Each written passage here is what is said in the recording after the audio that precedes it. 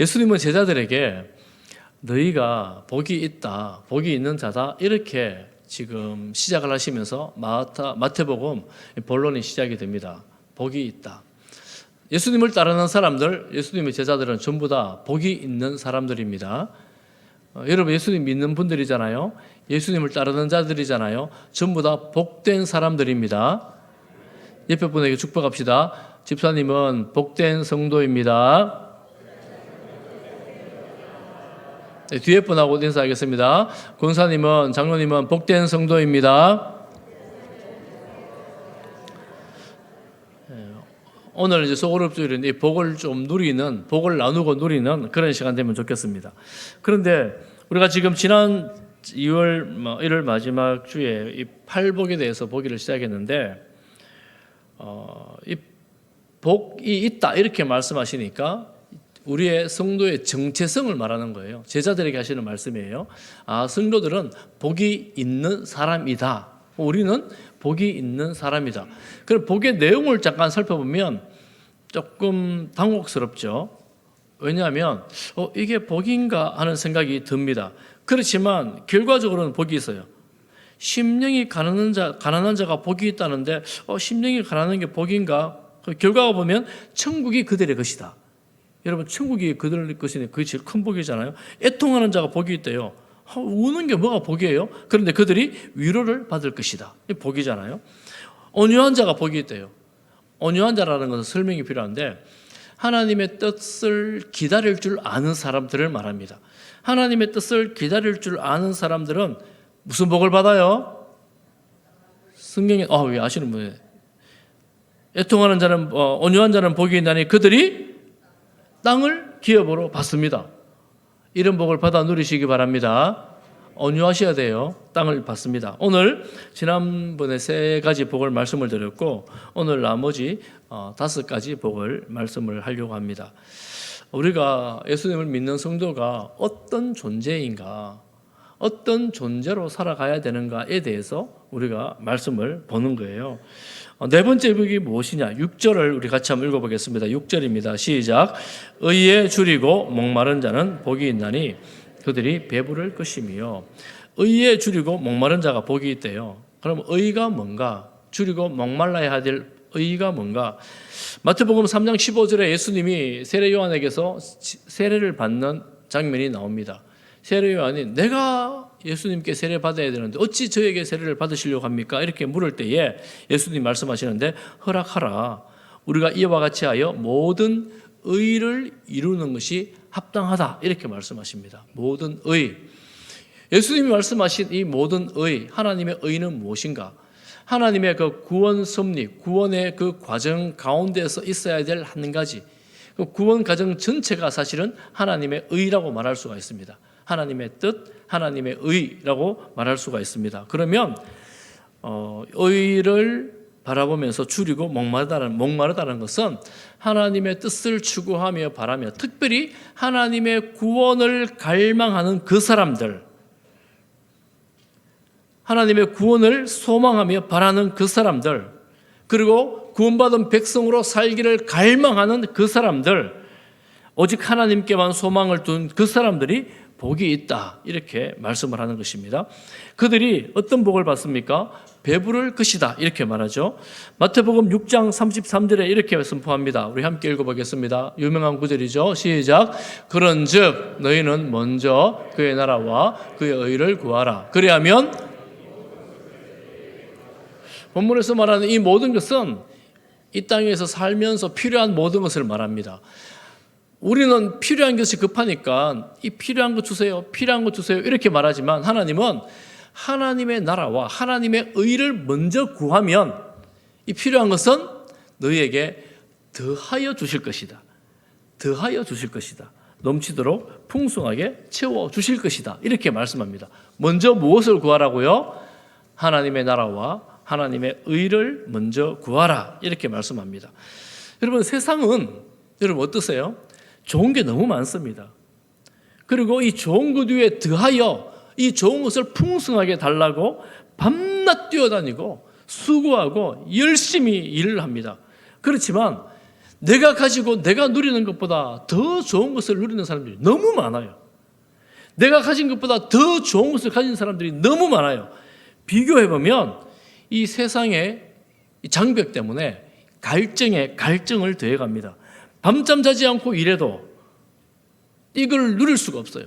몸도 마음도 지쳐가고 만족이 없습니다. 이런 때에 우리가 무엇을 갈망해야 되는가? 하나님의 구원을 신뢰하고 하나님께서 이루실 그 나라를 바라보면서 하나님을 향하여 배가 고플 때 하나님은 배부르게 하시고 더하여 주시고 풍성하게 하시겠다, 이렇게 말씀하십니다.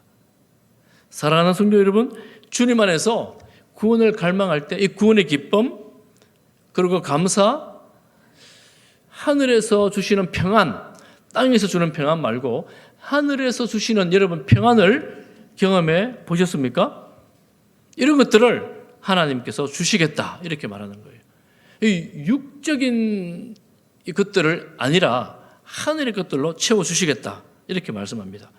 예수님이 금식 후에 정말 배가 고팠습니다. 사단이 나타나서 뭐라 그럽니까? 너 배를 채워라. 이 돌을 가지고 떡을 만들어서 너 배를 채워라, 이렇게 말하는데 그 배고픔에 굶주린 예수님께서 단호하게 거절합니다. 어떻게 거절합니까? 사람이 육신의 배를 채우는 떡으로만 사는 것이 아니라 영적으로 살아야 된다. 영적인 양식, 하나님의 말씀으로 살아야 된다, 이렇게 말씀하시잖아요.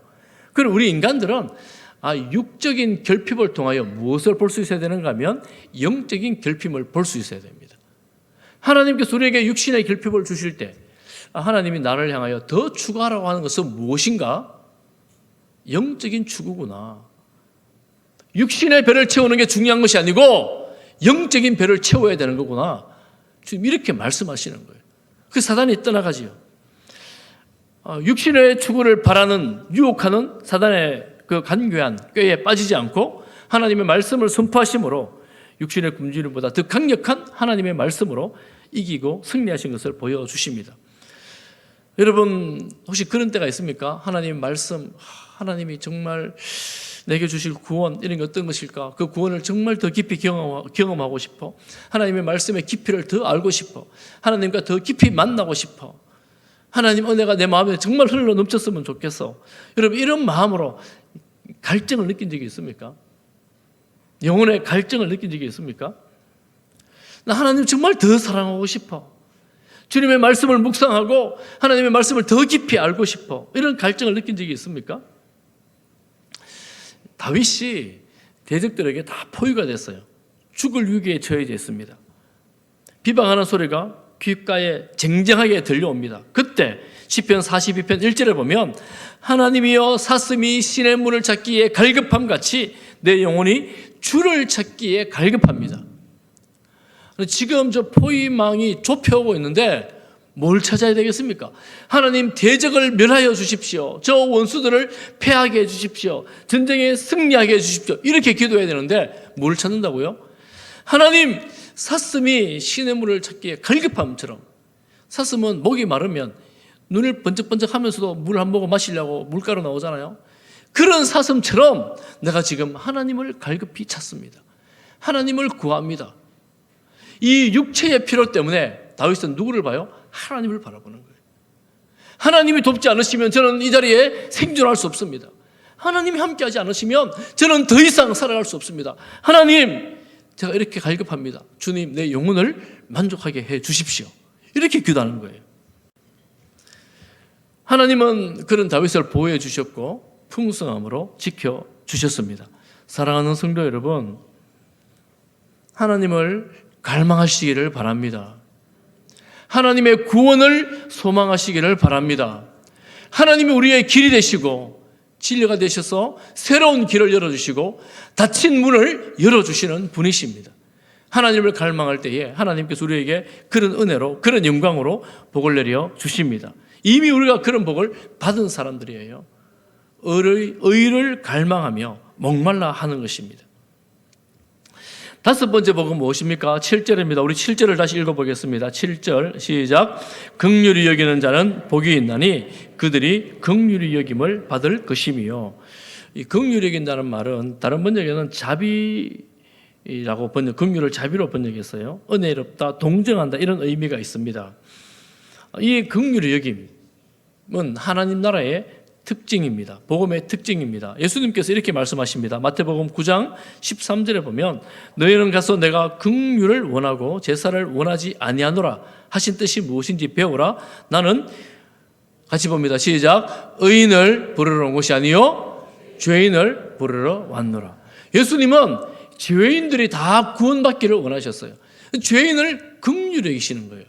그렇지만 바리새인들은 저 죄인 세리 같은 죄인 저 죄인하고 나는 다릅니다 하나님 이렇게 기도를 해요.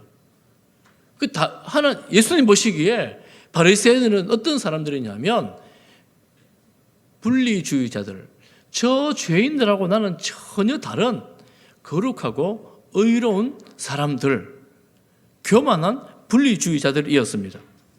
그들에게 주님 하시는 말씀이 무엇입니까? 12장 7절 나는 자비를 원하고 제사를 원하지 아니하노라 하신 뜻을 너희가 알았더라면 무죄한 자를 정죄하지 아니하였으리라. 제자들이 가다가 이삭을 배고파서 안식일 이삭을 틀어 먹었어요. 그걸 보고 안식일에 일한다고 정죄를 하는 거예요. 저 제자들이 어떻게 저리 죄를 짓습니까? 이렇게 말하는 거예요. 예수님께서 하신 말씀이에요. 나는 자비를 원한다. 긍휼을 원한다. 무죄한 자를 그거 죄 아니다 이렇게 선언하시는 거예요. 바리새인들은 죄인과 죄 아닌가 이게 최고의 관심사였어요. 저 죄인들하고 우리는 할 수 없기 때문에 계속해서 고발합니다. 계속해서 정죄합니다. 우리는 의롭고 저들은 악하고. 예수님은 그거 죄 아니다 이렇게 말씀하시죠. 정죄하지 않는다 이렇게 말씀하십니다. 가난하고 배고픈 자들이 길가에 이삭 틀어 먹었다고 그거 죄인이라고 정죄할 수 없다는 것입니다. 책망하잖아요. 법을 어겼다 하잖아요.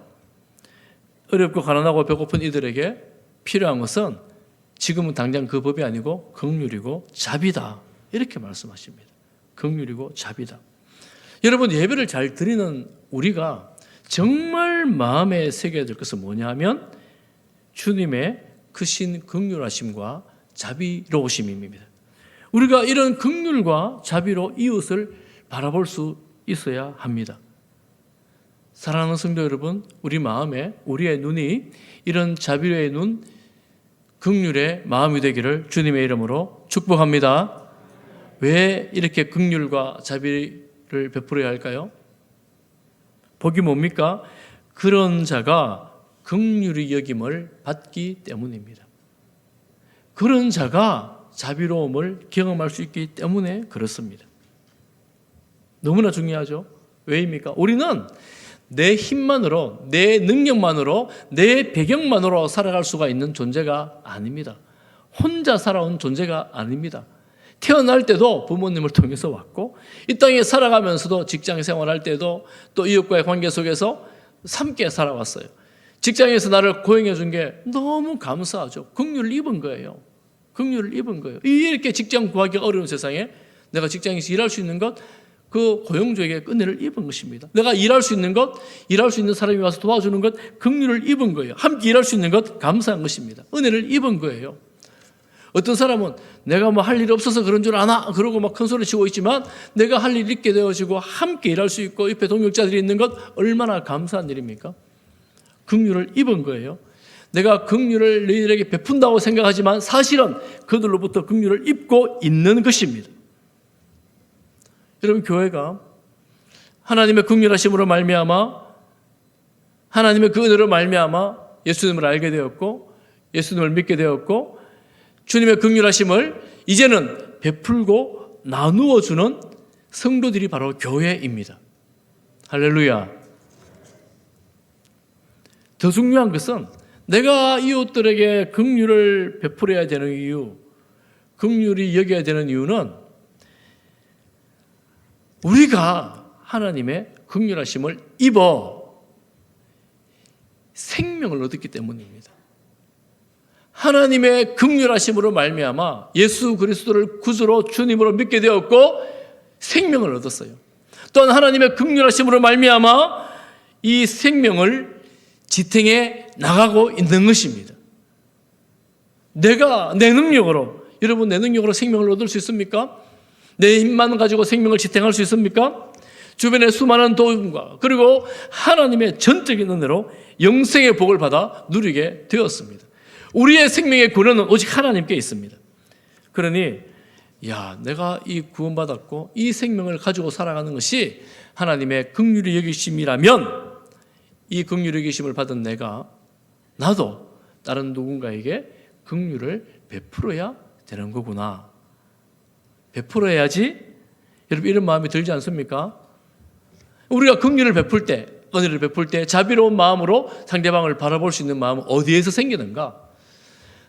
내가 하나님께로부터 받은 이 생명이 세상에는 없는 것이구나. 하나님으로부터 엄청난 이 선물을 내가 받았구나 라는 생각이 마음속에 새겨질 때에 비로소 나는 이 생명에 대한 감사와 은혜에 대한 감격으로 다른 이들에게 긍휼을 베풀게 되어지는 것입니다. 그럼 여러분 한번 생각해 보십시오. 한번 적용해 보십시오. 내가 내 주변에 긍휼을 베풀어야 될 사람은 누구인가? 여러분, 혹시 여러분의 긍휼이 필요한 사람이 여러분 주변에 있지 않습니까? 가까이 있는 가족, 혹은 직장 동료, 혹은 이웃, 내가 긍휼과 사랑을 베풀고 나누어야 할 사람은 누구인가? 여러분 이 시간 꼭 생각하시고 그분에게 사랑의 손길을 내미시기를 바랍니다. 따뜻한 눈길로 바라봐 주시기를 바랍니다. 반갑게 인사해 주시기를 바랍니다. 세상은 이 긍휼로 바뀌어져 갑니다. 이 사랑으로 세상이 새롭게 되어집니다. 내 마음에 안 들어요. 나는 정말 싫어요. 혹시나 그런 마음이 있을지라도 내가 주님의 따뜻한 사랑과 긍휼을 입었고 주님의 따뜻한 눈길로 바라봄을 받았기에 그 받은 걸로 품고 돌려주는 것입니다. 할렐루야. 생각나는 사람이 있습니까? 이번 주간에 연락하셔가지고 사랑의 손길을 내미시기를 축복합니다. 6번째 축복이 무엇이냐? 우리 8절을 함께 읽습니다. 8절 같이 봅니다. 시작. 마음이 청결한 자는 복이 있나니 그들이 하나님을 볼 것이며. 마음이 청결한 자, 깨끗하고 순결한 사람입니다. 구약적으로 보면 거룩이라고 말할 수도 있습니다. 어떻게 거룩해질까요? 제사를 통해 거룩해집니다. 구약에는 제사를 지내야 돼요. 짐승을 잡아 속죄 제사를 지내야 됩니다. 정결해집니다.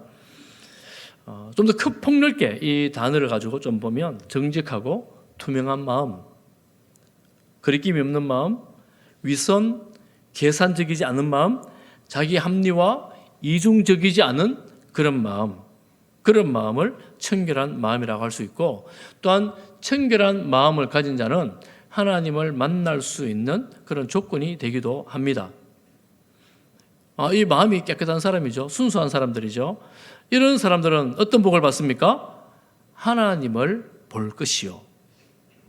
마음이 순수하고 깨끗한 사람, 정직하고 투명한 사람은 하나님을 가까이 대하며 보게 됩니다.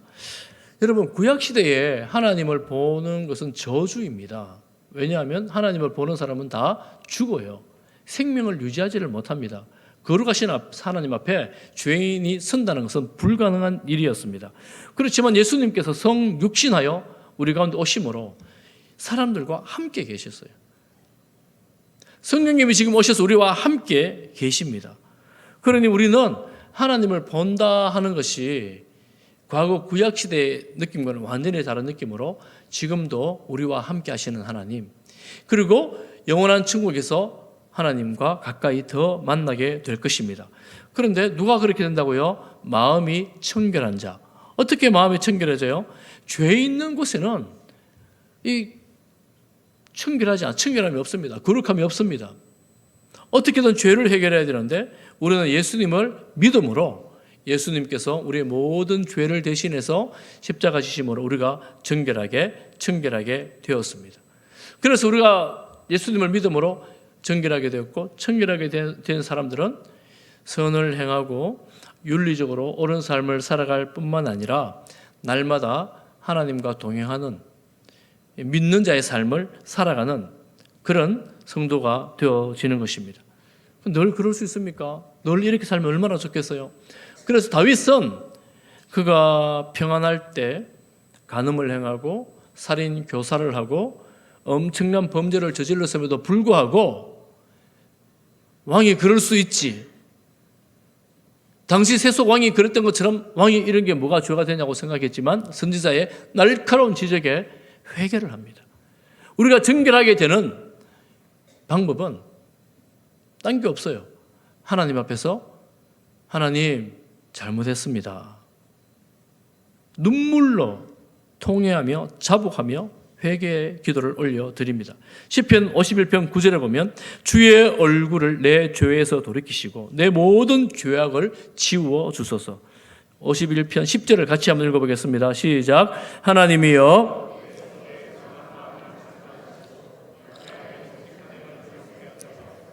이런 찬양이 있잖아요. 정결한 마음 주시옵소서. 오 주님 정직한 영을 새롭게 하소서. 정결한 마음 주시옵소서. 오 주님 정직한 영을 새롭게 하여 주옵소서. 이 시편으로 지은 노래입니다. 나를 주님 앞에서 멀리하지 마시고 주의 성령을 거두지 마옵소서. 그 구원의 기쁨 다시 회복시키시며 변치 않는 마음 내 안에 주소서. 여러분 다윗 왕은 당시에 이 제사를 지내면 정결해집니다. 거룩하다고 선포를 받을 수 있어요.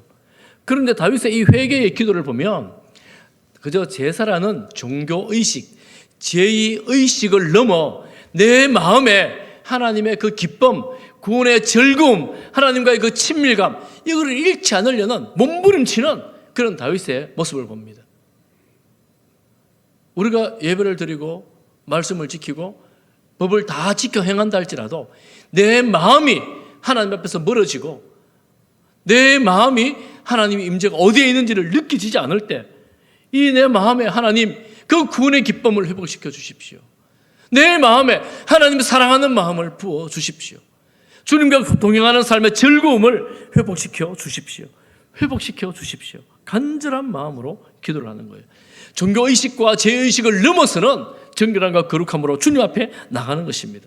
그래서 우리가 정결한 마음을 가진 사람들은 하나님을 이용의 대상으로 보지 않습니다. 이용할 대상으로 보지 않습니다. 그저 하나님과 더 가까이 친밀함으로 정결함으로 깨끗함으로 살아가려고 애를 쓰며 주님께로 가까이 가는 것이죠. 여러분 죄가 방해해요. 죄가 그것을 방해합니다. 방해하는 죄 가운데 있을 때에 하나님과 멀어져요. 그러니 죄를 멀리하고 하나님께 더 가까이 가고자 말씀 묵상하고 찬양하고 기도하고 무엇보다 하나님과 동행하기를 소망하며 갈망하는 그런 삶이 되어지는 것이고 무엇보다 또한 회개하는 거예요. 회개하는 것입니다. 주님, 이 죄가 하나님과 나와의 관계를 막지 못하도록 하나님 이 죄를 용서하여 주옵소서. 정결하게 하여 주옵소서. 사랑하는 성도 여러분, 혹시라도 여러분의 삶에, 우리의 삶에 하나님과 나와의 관계를 막는 장벽, 죄가 있다면 다윗이 간절히 구했던 그 마음으로 회개함으로 하나님과의 친밀함을 회복할 수 있는 은혜를 주시기를 축복합니다. 그래서 우리가 예수 믿는 기쁨과 즐거움을 누리는 거예요. 7째 복이 나옵니다. 우리 9절 말씀을 함께 보겠습니다. 9절 시작. 화평하게 하는 자는 복이 있나니. 이 화평하게 하는 자라는 말은 이 성경에 한 번만 등장하는 단어예요. 영어로 말하면 오늘 우리가 굉장히 익숙해진 많이 아는 단어입니다. 화평과 만든다라는 뜻입니다. 화평을 만드는 자, 영어로 말하면 뭐겠어요? 피스메이커입니다. 이 화평을 만드는 사람, 그 사람은 어떤 복을 받습니까? 하나님의 아들이라 이렇게 말하죠. 여러분 요즘 세계 정세를 보십시오. 세계 정세를 보면 이게 전쟁이 끊이질 않습니다. 갈등, 다툼이 끊이질 않습니다. 계속해서 일어나고 있어요. 또 최근에도 또 전쟁이 더 커지는 그런 일들이 있지 않습니까? 당시에는 여러분 무력과 정치, 권력이 합해가지고 번영, 안정, 평화가 있던 시대였습니다. 말이 좀 웃기죠. 팍스 로마나 이런 말 들어보셨을 거예요. 팍스 로마나. 이 로마의 칼로 전 세계를 제압해가지고 이 세상이 평화로웠고 세상이 번영하고 잘 살게 된 거예요. 사람들은 로마의 평화라고 말하지만, 로마의 번영이라고 말하지만 칼이 주는 평화였습니다. 무력이 다스리는 평화였습니다. 진정한 평화라고 말할 수 있겠습니까? 그럼 오늘날 제가 보니까 뉴스를 볼 때마다 느끼는 것은 그런 거예요. 야, 그때와 지금과 뭐가 다른가? 그때와 지금이랑 뭐가 다른가? 전쟁이 있는 곳에는 강력한 경제력과 무력이 동시에 같이 가죠. 그리고 세계의 권력이 함께 갑니다. 그게 힘이고 권력이고 곧 승리예요.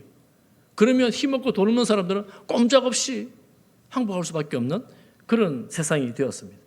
뭐 이런 큰 이야기, 세상의 얘기하지 않더라도 조그만 사람들 관계 속에서 가정에서도 이해관계가 달라요. 가치관이 달라요.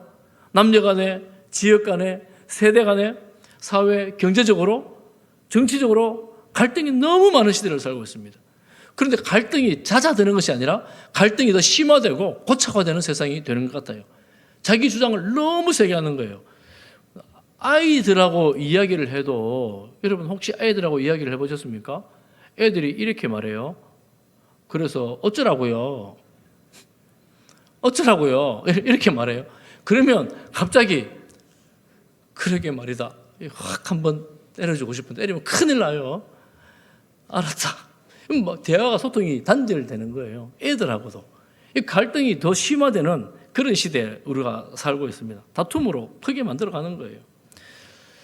이런 세상, 이런 시대에 평화를 추구하고 화평을 만들기 위해 노력하는 사람들.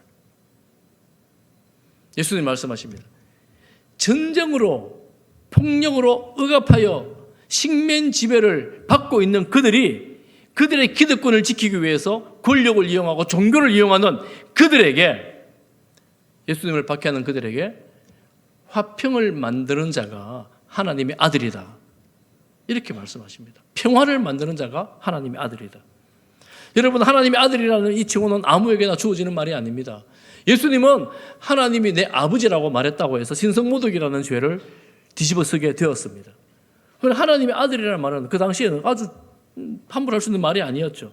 오늘날 우리는 예수님을 믿으면 다 하나님의 아들, 딸이라고 말을 합니다. 예수님께서 왜 하나님의 아들이 되십니까? 하나님, 하늘과 땅을 평화롭게 하고 연결시키는 그런 존재로 이 땅에 오셨습니다. 죄 때문에 멀어진 하나님과 우리의 관계를 연결시키고 평화롭게 하신 분이 우리 예수님이십니다. 그러니 하나님의 아들이시죠. 여러분, 죄는 어떤 거냐면 서로 정죄하고 책임을 전가함으로 끊임없이 갈등을 유발합니다. 갈등이 심해지면 싸움이 되죠. 권력화되면 전쟁이 됩니다. 이 크고 작은 이기심, 인간들에게 있는 이기심, 욕망, 뭐 이런 것들이 세상에 가득하다 보니까 갈등이, 다툼이 끊이지 않습니다. 성경적인 진단은 이것입니다. 그 중앙에 죄가 있다, 이렇게 말합니다. 죄는 하나님 없이 내가 왕이 되어 내 마음대로 살아보겠다, 다 내 밑에 들어와, 이런 것입니다. 복음이 들어가면 여러분 갈등이 생기고 충돌이 생깁니다. 왜 그렇습니까? 복음은 세상에서 주장하는 그 권력과 직접 충돌이 일어납니다. 우리가 하나님의 백성이라고 주장하기 때문에 하나님 나라와 세상 나라와 충돌이 일어납니다. 세상의 갈등과는 전혀 양상이 다른 그런 충돌이 일어납니다. 이런 충돌이 복음은 어떻게 이 죄를 해결하는가? 세상은 어떻게 해결합니까? 경제력으로, 무력으로 해결하지만 복음은 어떻게 해결합니까? 이 죄를 어떻게 해결해요? 하나님의 아들 예수님께서 십자가에 죽으심으로, 자신을 완전히 내어주심으로 죄를 해결합니다. 세상의 방법과는 판이 다른 거예요. 완전히 다른 방식입니다. 권력과 힘과 돈이 있어야지 세상에서 승리한다고 말하지만 예수님은 생명을 내어주심으로 우리 인생의 문제를 해결하십니다. 내 권리를 포기함으로 평화를 가져오시는 것입니다. 팔복을 따라가다 보면 이거 세상에서 가능한 방식인가? 이런 생각이 들죠. 요즘 세계관 이런 말들 자주 하잖아요. 이게 세상이 다른데, 다른 세상 같은데? 맞습니다.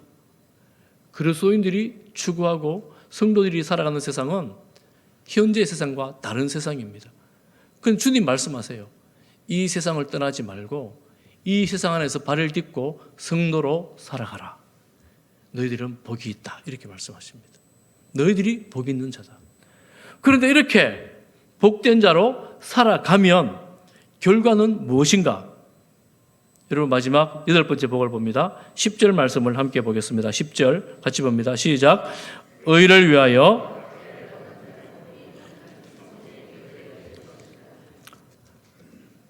이렇게 평화를 만드는 사람으로 주의 말씀에 순종하여 살아가면 뭘 받아요? 박해를 받습니다. 박해를 받아요. 고통을 받습니다. 하나님의 거룩하신 뜻을 따라서 하나님 나라를 추구하며 순종하며 말씀을 이루어 나가려고 할 때 세상 사람들이 별로 좋아하지 않아요. 세상 사람들 자기 욕망으로 자기가 주인 되어 살아가려고 하는 세상인데 희생하고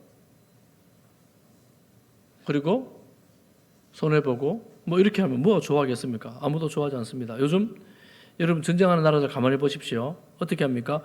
이줄술래 묻고 있어요. 지금 세상을 보면 세계 강대국 G1, G2 내 줄 술래, 애 줄 술래. 내 줄 안 쓰면 너희들 혼난다 이렇게 말하는 거예요. 내 뒤에 나를 따르라 이렇게 말하는 거예요. 세상만 그런 것이 아닙니다. 우리도 가끔씩 내 권력과 내 힘으로 우리 세상에 나갈 때가 있습니다. 이렇게 나올 때가 있어요. 사도 요한의 제자, 예수님의 제자의 제자를 속사도라고 말하는데 폴리갑이라는 사람, 제가 여러 번 예를 들었는데요. 권력자가 그리스도를 저주하라 이렇게 요구할 때 그가 이런 말을 하죠. 그는 86년 동안 나를 한 번도 배반하지 않으셨다. 내가 어찌 나를 구원하신 왕을 모독할 수가 있는가. 86세에 이렇게 고백하고 순교의 제물이 되었습니다. 여러분 예수님을 믿는다 하는 것은, 예수님의 제자가 된다고 하는 것은, 하늘의 복을 받았다 하는 것은 세상의 안전망을 벗어나서 하나님 앞에 하나님과 함께 서는 것입니다. 그러려면 세상은 싫어하고 미워하고 박해하고 핍박합니다. 심지어는 순교의 자리까지 가게 됩니다. 제가 굉장히 오늘 본문이 굉장히 극단적이잖아요. 요즘은 순교하는 일이 어디 있어요? 요즘 예수 믿는다고 박해하는 사람 누가 있습니까?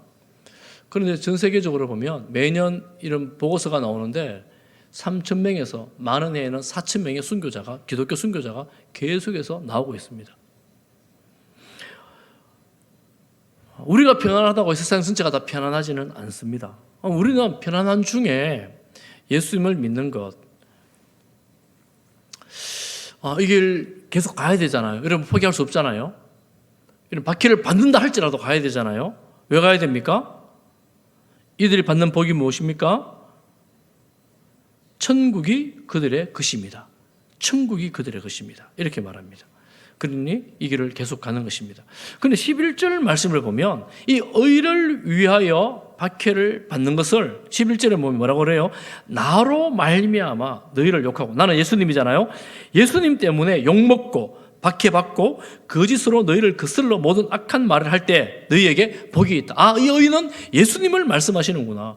예수님 때문에 박해받고 욕을 먹고 비난을 듣고 오해를 받고 무시를 당하는구나. 그때 어떻게 하라 그럽니까? 12절 말씀 같이 읽어보겠습니다. 시작.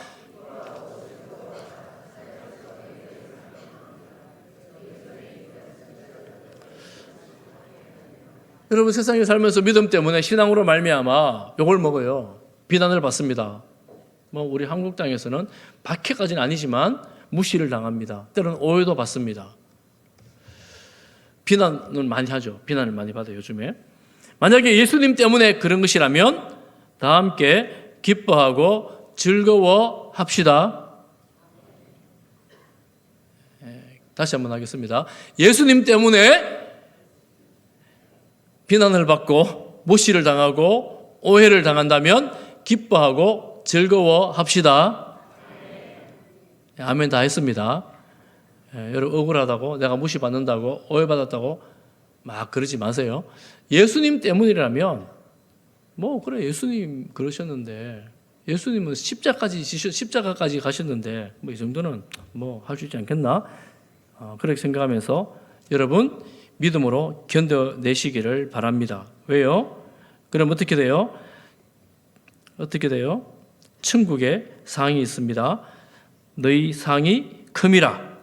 그리고 또한 과거의 선지자들이 이렇게 박해를 받았습니다. 박해라는 말을 우리 시대에 별로 우리에게는 환경에 맞지 않는 말 같아요. 최소한 이 정도예요. 무시와 오해 뭐 이 정도 하면 이 정도보다는 더 당할 일은 별로 없지 않습니까?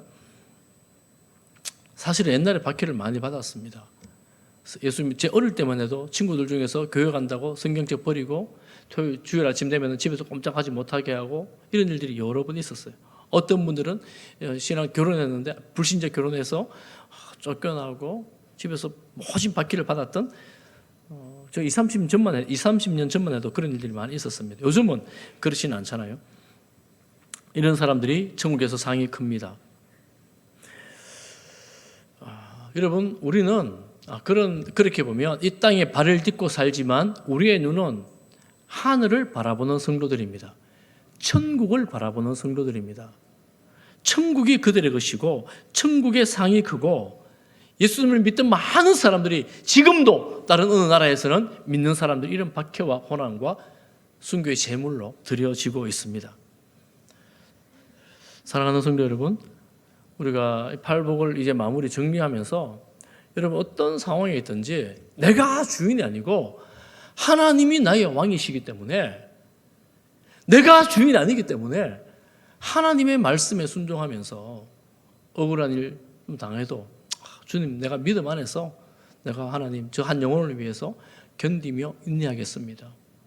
오히려 긍휼히 여기겠습니다. 내가 믿음으로 주님 안에서 주님 가신 그 길을 따라가겠습니다. 복 있다 하니까 하나님 복 주셔서 감사합니다. 단순하게 순진하게 감사합니다 하고 주님 따르는 성도들 되시기를 축복합니다. 죄를 지으면 주님 불쌍히 여겨 주십시오. 내가 주님 바라봅니다. 정결하고 거룩하게 하여 주옵소서. 여러분 이 복이 사실은 신약의 복, 예수님의 말씀이 구약의 복과 별로 다르지 않습니다. 시편 1편에 보면 복 있는 사람은 악인들의 꾀를 따르지 아니하고 죄인들의 길에 서지 않고 오만한 자리에 앉지 않습니다. 어떻게 합니까? 오직 여호와의 율법을 즐거워하여 그의 율법을 주야로 묵상합니다. 하나님의 말씀을 묵상하면서 이 힘든 고난과 이 박해와 무시와 오해를 견뎌낼 내면의 힘을 가지게 되는 것입니다. 하나님의 성령께서 우리의 마음을 지켜주시고 더 단단하게 하시고 견실하게 세워주시는 거예요. 세상에서 어떤 비난과 무시가 있어도 그것 때문에 일희일비하지 않습니다. 주의 말씀이 우리의 심령에 강하게 새겨져 있을 때에 그것들 뭐 이렇게 하면 아이고 그러는가 보다 뭐 그러면서 넘어갈 수 있게 되는 내면에 강력한 힘이 생겨나게 되는 것이지요. 사랑하는 성도 여러분, 심령이 가난하여 주님만 바라보기를 소망합니다. 애통할 때 주님의 위로를 받으시기를 바랍니다. 온유함으로 주님의 뜻을 기다릴 때에 땅을 기업으로 받게 될 것입니다.